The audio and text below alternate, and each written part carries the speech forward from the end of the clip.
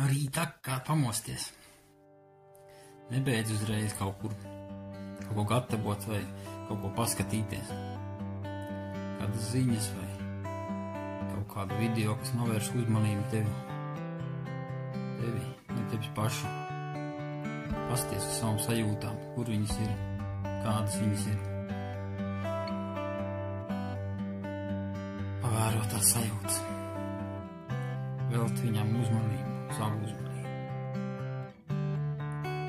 Bez apraksta, vienkārši pavēro savu sajūtas. Paskaties, kā viņas izlīdzinās. Pieņem viņas. Viņas atlaiž. Velti nedaudz laika